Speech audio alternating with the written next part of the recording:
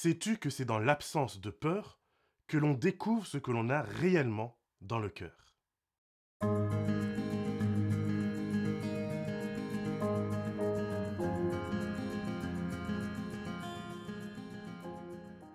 La peur. Ce sentiment est généralement inconfortable, n'est-ce pas? On le redoute, on le fuit car lorsqu'il nous trouve, il a tendance à complètement changer notre comportement. De timide, on peut devenir extraverti, ou à l'inverse, perdre nos mots alors que d'habitude, on ne sait pas s'arrêter. La peur nous motive et nous entraîne à modifier nos comportements, soit en bien, soit en mal. Lorsque la sécurité routière, par exemple, fait un spot publicitaire pour nous montrer les dégâts que peuvent causer l'absence de ceinture, c'est pour que nous puissions nous motiver à changer de comportement. Donc la peur n'est pas toujours négative en soi, mais elle peut rapidement devenir toxique, abusive. Si je ne mets ma ceinture qu'à cause de la peur du gendarme, de l'accident, ma vie sera alors constamment marquée par l'angoisse et l'anxiété. La peur peut donc être un coup de pied au derrière utile pour déclencher chez moi une réaction. Mais je ne tiendrai pas sur le long terme avec simplement la peur. D'ailleurs, on finit par s'y habituer et la peur au final ne fait plus aussi peur. Dès lors, il faut augmenter le niveau de peur afin de retrouver les mêmes effets. Et généralement, ça finit mal, un peu comme une drogue. En ce qui concerne nos dons, soyons francs. Bien souvent, il y a une forme de peur qui fait qu'on donne sa dîme par rapport à cette peur, justement. On ne veut surtout pas rater une bénédiction. On ne veut surtout pas voler Dieu. On ne veut surtout pas prendre le risque d'être puni. Et quels que soient les versets bibliques que je pourrais te présenter pour te montrer que ta peur n'a pas lieu d'être, on ne se débarrasse pas d'un conditionnement aussi rapidement. La peur reste en sourdine et elle continue à nous motiver dans nos comportements. C'est pour ça que je vois des personnes qui ne mettent plus les pieds à l'église depuis des années, quelle que soit d'ailleurs la raison de cela. Mais malgré leurs absences sur les bancs, elles continuent à fidèlement donner leur dîme. Parce que même quand on est en froid avec les frères et les sœurs de son église, eh bien, on ne vole toujours pas Dieu de sa dîme. Et en tant que pasteur, bien sûr, je suis content de voir une telle fidélité. Mais éthiquement parlant, cela me gêne toujours un peu lorsque cette fidélité n'est motivée que par la peur. Le don, fait avec joie, se transforme souvent en souffrance coupable. Pourtant, Dieu nous invite au don joyeux. Alors oui, parfois, il faut passer par un apprentissage un peu douloureux avant de découvrir la bénédiction et la joie. Mais il faut aussi dire que parfois, il n'y a simplement que peur et douleur et rien d'autre. Parfois, on ne découvre jamais cette bénédiction car le don n'est pas basé sur la compréhension de l'impact que Dieu veut réellement avoir dans ma vie. Je donne un peu comme dans une transaction et j'attends qu'en retour, Dieu me fasse réussir mes examens, qu'il m'aide à trouver un bon mari ou une bonne femme. Bref, on est dans un marchandage. Et surtout, je donne car en retour, bien sûr, on m'a promis des bénédictions financières. Alors, c'est un peu comme jouer à la bourse. J'investis et j'attends mes dividendes avec impatience. Pourtant, selon Jésus, ma motivation, quand je donne, est tout aussi importante que le don lui-même. Et un signal fort qui permet de voir quelle est notre motivation, c'est de voir la différence qui existe dans une église entre le don qu'on fait, entre les dîmes et les offrandes. Cette comparaison répond de manière quasi immédiate au pourquoi nous donnons réellement. Car la dîme est souvent rendue par devoir, par peur. Tandis que, puisqu'il n'y a pas eu le même conditionnement pour donner ou rendre les offrandes, alors souvent, trop souvent d'ailleurs, il existe un écart assez important. Et finalement, ça se comprend. Après tout, 10% de son revenu, c'est déjà extrêmement douloureux. Alors, quand vient le temps des offrandes, on racle finalement ce qui reste dans le fond de tiroir pour voir quelle pièce jaune on peut encore donner, où elle se cache. Pourtant, pour son bon fonctionnement, l'Église a besoin des deux. Bien sûr, et encore une fois, si tu as regardé mon étude détaillée sur la dîme et sur les offrandes, tu sauras que Dieu attend surtout de la part de celles et ceux qui le peuvent, pas des plus démunis. Sauf, bien sûr, exception. Et aujourd'hui, nous verrons l'une de ces exceptions. Aujourd'hui, j'aimerais vraiment te parler des offrandes, de leur importance pour la mission, mais aussi de leur importance pour la foi. Et je pense que si tu suis fidèlement ces capsules, tu l'auras compris, l'Église adventiste du septième jour fait donc la distinction entre les dîmes d'une part, ce qui représente 10% de nos revenus, et les offrandes d'autre part. Ces offrandes représentent un don libre en montant comme en fréquence. Alors que les dîmes, elles permettent de financer le corps pastoral, les offrandes permettent de financer les activités locales d'une église, y compris son bâtiment.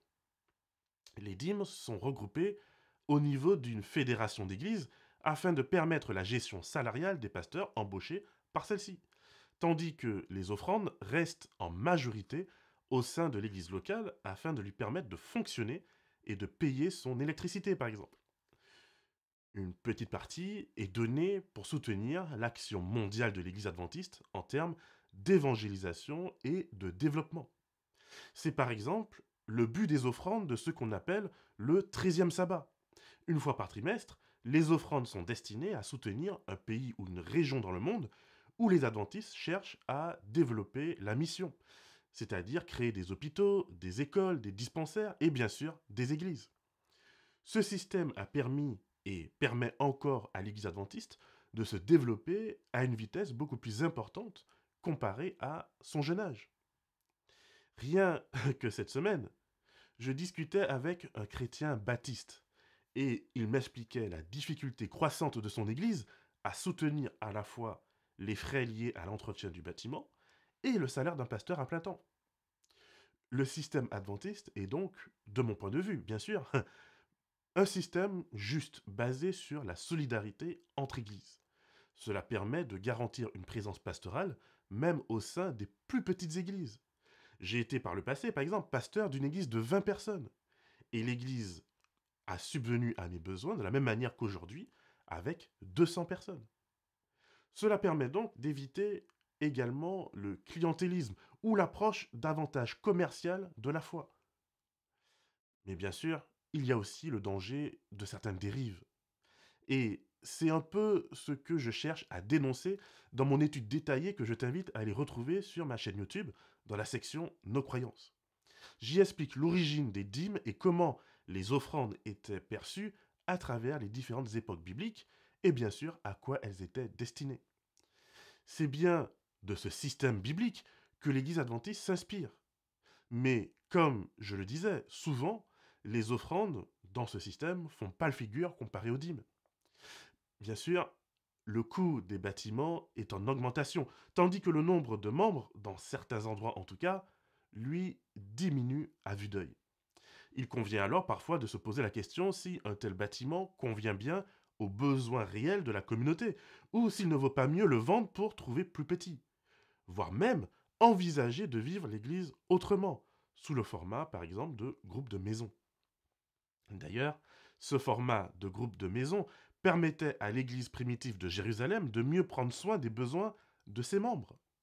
C'est donc, à chaque fois, tu le vois, un équilibre à trouver. Et je prie pour qu'au vu des temps difficiles que nous vivons, nous puissions ne pas oublier les besoins élémentaires humains au profit de la belle pierre, qui est certes utile, mais mon ami, cette belle pierre n'ira pas au ciel, contrairement à nos frères et à nos sœurs. Donc, entre les réformes des retraites et le pouvoir d'achat en danger, on voit bien que la période est délicate pour parler de dîmes et d'offrandes. Et pourtant, comme je le disais dans la précédente capsule, donner est non seulement un acte militant, mais aussi un acte bénéfique autant à soi qu'aux autres. Mais du coup, que faire quand il n'est pas possible de donner? Que faire lorsque notre salaire ou nos revenus sont si serrés, si minimes, que nous sommes objectivement dans la pauvreté? Et je parle bien ici de pauvreté, pas d'une mauvaise gestion financière. À ce sujet d'ailleurs, il n'y a pas de honte à avoir. nous avons rarement eu à l'école ou dans nos familles une éducation financière.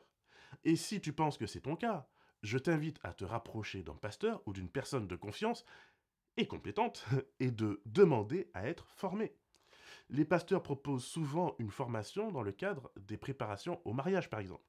Et en ce qui me concerne en tout cas, il y a certains modules comme justement l'accompagnement à une bonne gestion financière que je propose à toute personne désireuse de mieux vivre ses finances. Alors, si tu te retrouves à découvert régulièrement et que tu n'arrives pas à sortir la tête de l'eau, que ce soit concernant tes dettes ou autre chose, n'hésite pas. N'attends pas d'être pris à la gorge. Fais-toi aider au plus vite. Mais pour ceux dont les revenus ne permettent même pas d'arriver au seuil du SMIC, il y a souvent dans nos églises une double peine. Non seulement le niveau de vie est précaire, mais en plus de tout cela, on entend dans l'église une invitation à donner quand même. Et dans cette invitation, il y a un texte biblique qui est particulièrement utilisé pour cela. C'est le récit de cette pauvre veuve qui donne 3 fois rien au trésor du temple et que pourtant Jésus va célébrer. Tu retrouveras cette histoire dans l'évangile de Marc au chapitre 12. Contrairement à ce qu'on entend souvent, cette femme ne donne pas parce que sa religion le lui demande. C'est d'ailleurs même l'inverse qui aurait dû se passer. En tant que veuve et modeste, c'est le trésor du temple qui aurait dû se mettre à son service. C'est la fameuse dîme pour les pauvres qui existe dans le Deutéronome. L'une, c'est l'une de ces 3 à 4 dîmes que les Israélites, propriétaires terriens ou éleveurs, donnaient dans l'Ancien Testament. Cette veuve n'est pas donc un exemple de fidélité à la dîme aux offrandes. Au contraire, cette veuve est plutôt un exemple d'amour pour son Dieu. Son geste est d'autant plus louable qu'il n'est pas obligatoire. Il est librement consenti. Et en faisant cela, elle démontre que la peur de la pauvreté n'est pas plus grande que son amour pour Dieu. Dieu est plus grand que sa peur. Et Dieu est plus grand que sa pauvreté. Elle souhaite donner et soutenir encore plus pauvre qu'elle-même. Mais aussi, son geste sert de rappel à l'ordre pour les autorités du temple. C'est un geste vraiment d'amour fou, un geste de folie. Elle donne dans son nécessaire, dit Jésus, afin que d'autres encore plus malheureux puissent avoir quelque chose. Or, le texte biblique le précise. Ce qu'elle donne, c'est vraiment 3 fois rien. C'est presque négligeable. Mais c'est l'exemple qu'elle donne qui est encore plus précieux que la monnaie. C'est son amour pour Dieu et la volonté qu'elle manifeste de contribuer au royaume des cieux, même si ses ressources sont maigres. Et Jésus célèbre même le peu que nous pouvons lui donner. Cette femme, nous dit-il, a selon les valeurs du ciel donné davantage que tous ces riches qui ont donné pour bien se faire voir et obtenir quelques points de bonne action auprès du peuple. Tu vois, c'est vraiment en absence de peur spirituelle que l'on découvre réellement ce que l'on a dans le cœur, au fond de celui-ci. Les autres ont donné par appât du gain. Ils font des largesses dans l'espoir d'acheter la popularité, d'être perçus comme des gens pieux et consacrés. Leur peur est de paraître radin ou pas assez engagé spirituellement. Et peut-être qu'aujourd'hui dans nos églises, on donne parce que, eh bien, on veut avoir tel poste. Je parle en tout cas des églises qui discriminent encore en fonction de la dîme ou pas. Cette pauvre femme, elle, n'a plus peur de rien. Elle n'a rien à défendre ni rien à protéger. Elle n'a que ses pauvres vêtements sur le dos. Sa richesse ne consiste qu'en quelques pièces d'aumône. Et pourtant, elle décide, elle aussi, de donner à son Église, de soutenir son Église. On n'en sait pas beaucoup plus d'elle. On ne sait pas ce qui lui est arrivé dans la vie. Mais ce que l'on sait, c'est que ce don qu'elle fait est 100% volontaire. Ce don est un reproche en quelque part qu'elle porte contre son institution, contre son Église. Vu qu'elle donne dans son nécessaire, cela signifie que l'Église n'a pas fait son travail. L'Église n'a pas pris soin de cette femme pour veiller à ce qu'elle ne manque de rien. Pas étonnant que les autres préfèrent l'ignorer. Elle est un rappel de leur manque de fidélité. Et tu vois, il est possible de donner à Dieu de dire je suis fidèle, mais de passer complètement à côté de la véritable raison pour laquelle Dieu veut qu'on donne. Il ne suffit donc pas de donner ou de rendre à Dieu. Encore faut-il que la mission soit accomplie vraiment. Or, la mission de Dieu, ce sont les personnes, ce sont les démunis, ce sont les opprimés. Cette femme nous montre un cœur véritablement généreux, véritablement sincère, une foi admirable, car elle s'en remet pleinement et totalement à Dieu. Elle ne sait pas de quoi demain sera fait, mais elle fait confiance. Si cette femme montre une telle confiance envers son Dieu, à plus forte raison, les autres devraient eux aussi faire confiance parce qu'ils sont eux dans l'abondance, alors que elle est dans le peu. En donnant sans crainte ni peur, nous démontrons une foi. Mais attention, cela ne peut être que le résultat d'une vie d'expérience avec Dieu. Si après avoir lu ce passage biblique, je me force à faire comme elle, mais que je n'ai pas sa foi, que je n'ai pas son expérience de Dieu, que je n'ai pas ses fondements, hein, alors je serai malheureux. Pour que elle fasse cela, elle a dû expérimenter. Elle a dû voir comment Dieu prenait soin d'elle malgré sa pauvreté. Elle a dû développer les muscles de sa foi. Son geste n'est pas dicté par une morale ou par une obligation religieuse. Son geste est vraiment généreux. Il vient du fond du cœur. C'est nous qui en avons fait une obligation morale. Mais ce texte n'est pas là pour ça. Il est là pour nous montrer que quand on aime Dieu, on peut faire des choses qui ne sont pas obligatoires, mais qui sont pourtant extrêmement impactantes. Voilà ce que sont les offrandes aujourd'hui. Quelque chose qui n'est pas obligatoire, mais qui est fortement impactant. Dans un monde en perte d'identité et de moralité, nos églises doivent rester des oasis. Elles doivent pouvoir se démarquer par leur fidélité à la Bible. Elles doivent pouvoir mener leur mission auprès des jeunes et des moins jeunes, pour les ancrer dans une réalité qui est celle de Dieu. Et pour ce faire, elles ont besoin de notre générosité. Cette semaine, en voyant le dévouement des membres de mon église ici à Bordeaux, entre semaines de prière, célébrations interconfessionnelles et mise en place de mille et une petites choses et grandes choses pour organiser ce sabbat, un baptême. En voyant certains faire presque 2 heures de route un vendredi aller-retour pour venir à l'église afin de s'assurer que leur pasteur ne soit pas congelé par l'eau du baptistère. Je suis rappelé du trésor que consistent nos églises. Et soyons clairs, aucun merci ne sera pleinement à la hauteur de tous ces dévouements. Il n'y a que la foi qui permet de donner du sens à tout cela. L'offrande, c'est donner une partie de soi, parce qu'on croit que Dieu en vaut la peine, parce qu'on souhaite contribuer au royaume et parce que cela est formateur. Cela nous développe et cela aide les autres. Cela contribue à nous rapprocher du cœur de Dieu. Alors non, il n'y aura pas de sermon moralisateur pour nous obliger à donner 10%, 15, 20% d'offrande. Et Dieu merci pour cela. Mais si tu fais partie de ceux et celles qui ont les moyens, si tu as la possibilité de donner sans que cela n'impacte ton nécessaire, alors sache que tes dons financiers, comme tes dons en nature, sont impactants. Grâce à eux, un hôpital, une école, une église, une activité de jeunesse peut avoir lieu à côté de chez toi ou à l'autre bout du monde. En contribuant tous ensemble, nous changeons le monde petit à petit. Nous contribuons à quelque chose de tellement plus grand que nous avons du mal à en comprendre la portée. Mais la bonne nouvelle, c'est que Jésus revient bientôt et lui, il sera en capacité de nous montrer à quel point tout cela aura eu un impact. Il nous permettra de comprendre jusqu'où notre générosité aura fait du bien.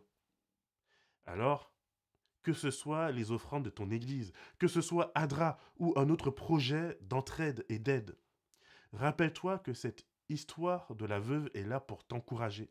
Cette histoire n'est pas là pour généraliser le don des pauvres, mais pour nous dire, à nous qui sommes plus aisés, que si Dieu prend soin des moineaux, s'il prend soin de cette veuve qui lui fait confiance, alors de toi aussi, il prendra soin de toi.